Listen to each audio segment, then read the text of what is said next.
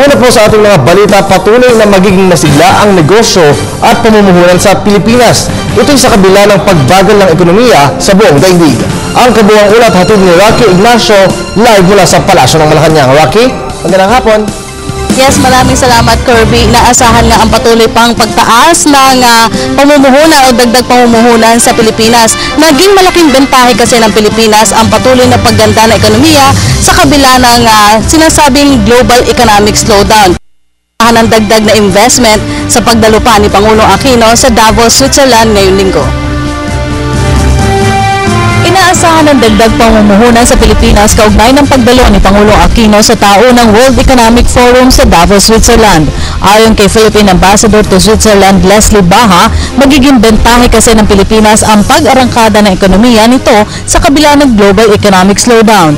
Dahil dito naging interesado kasi ang ilang business leaders sa reforma ipinatupad ng bansa, partikular na ang sinasabing pagtahak sa matuwid na daan at good governance. Sinabi pa ni Ambassador Baha na patunayan na kasi ng Pilipinas ang matatag na economic fundamentals kung saan nagsara ang taong 2012 na taglay ang magandang economic growth.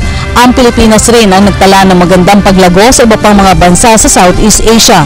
Nauna nang ipinahayag ni Presidential Spokesperson Edwin Lacerda na pangunahing agenda ng biyahe ng Pangulo sa Davos ay ipakilala ang mas maganda at matatag na Pilipinas para makahikayat pa ng dagdag na investments.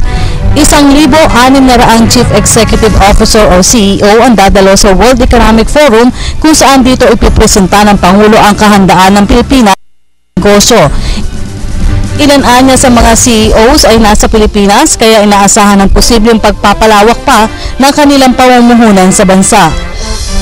Samantala, formal namang na ipaabot ng ilang pamumuhunan ng kanilang kumpiyansa sa larangan ng pagninegosyo sa bansa.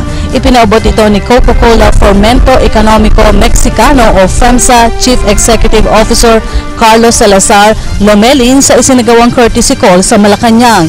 Nitong December 13, 2012, lumagda ang Coca-Cola FEMSA ng definite agreement sa Coca-Cola Company para sa pag-acquire ng 51% ng Coca-Cola Bottlers Philippines Incorporated.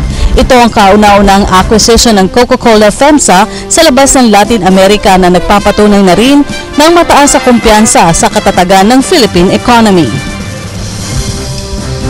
Malugod naman tinanggap ni Pangulo Aquino sa Malacanang ang mga kinatawan ng Asia-Pacific Economic Cooperation APEC Business Advisory Council o ABAC sa Malacanang.